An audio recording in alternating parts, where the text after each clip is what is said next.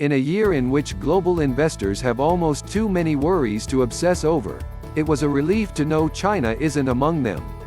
A V-shaped recovery in Asia's biggest economy was regarded as a sure thing. Beijing's strong COVID-19 response and assertive stimulus moves were sure to produce 8% growth. Now comes indications that China's post-pandemic boom is floundering. Recent data on industrial production, retail sales and fixed asset investment point to less momentum ahead.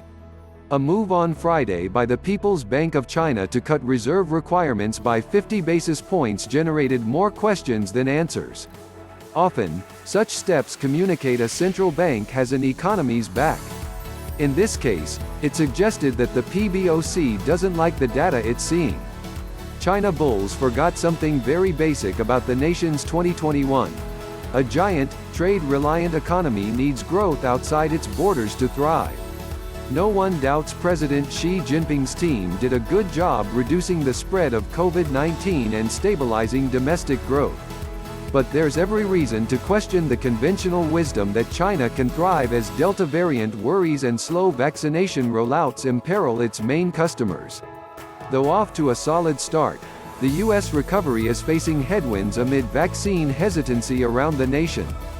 This means that even as the biggest economy heals, a return to 2019 levels of demand and confidence will be pushed further out.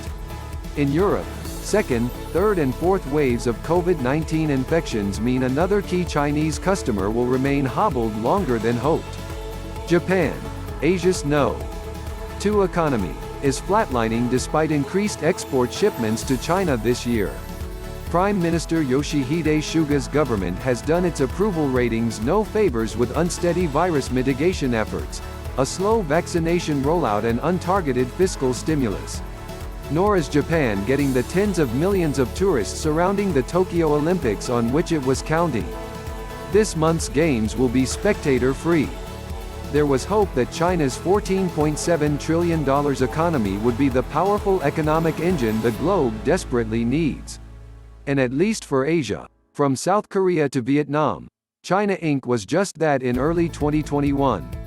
It's now clear, though, that a sizable portion of China's bounce back was more a matter of low base effects from the depths of the first half of 2020 than a sustainable, self-reinforcing revival. As such, moderating Chinese growth will reverberate through legislature halls and corporate ballrooms in Asia and beyond. The same with Beijing power circles. In recent days, China's state media has telegraphed a second-half slowdown just as the global outlook becomes more uncertain. In Venice last weekend, when finance ministers from Group of 20 nations warned about downside risks to global growth, moderating Chinese demand seemed written between the lines in bold font. One silver lining of disappointing Chinese growth could be moderating inflation pressures. The 5.4% surge in U.S.